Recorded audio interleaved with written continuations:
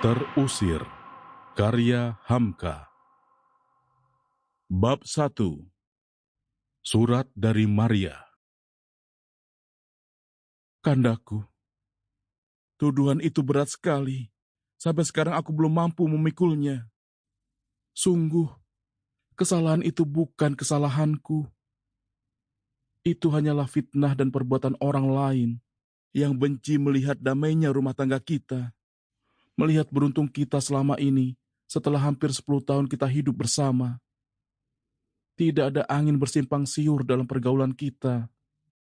Sungguh Kakanda, mertuaku benci kepadaku karena Adinda dianggap selalu memengaruhi Kakanda. Meskipun pengakuan ini tidak engkau terima, suamiku, tetapi harus kuterangkan juga apa yang terasa. Jangan ia menggulung dalam dadaku dan aku menyesal buat selama-lamanya. Dan lagi, kelak agar engkau sampaikan kepada anak, ada arah yang kutuju.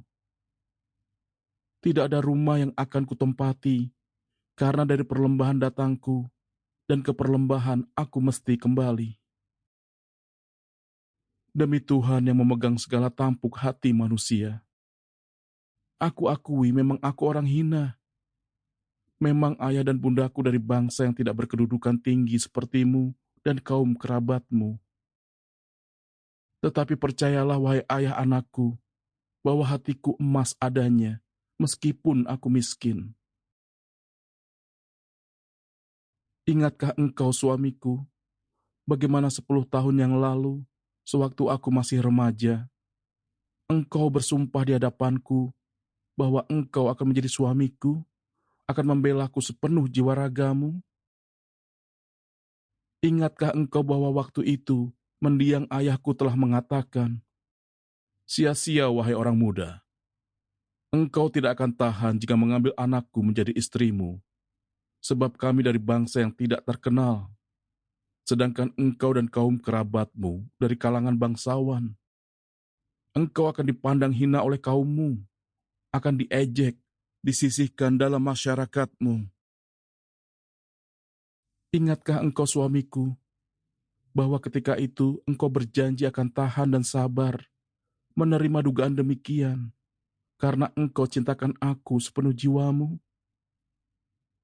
Ketika itu ayahku bersumpah, dengan air yang mengalir lebat di pipinya, ia berkata, "Kalau demikian permintaanmu anak muda, anakku aku serahkan ke tanganmu, serahan yang bulat-bulat.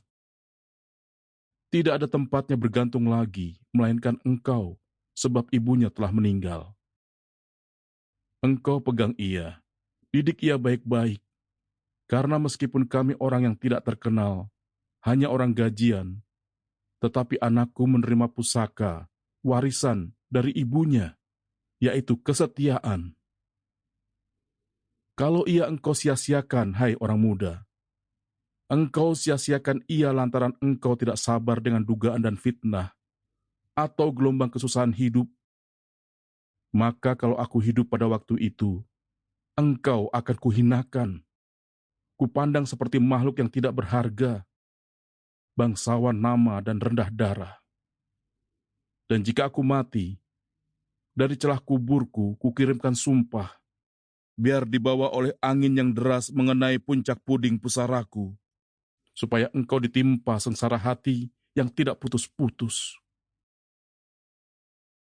Demikian sumpah ayahku, ketika permintaanmu itu diterimanya, dan engkau pun sanggup pula.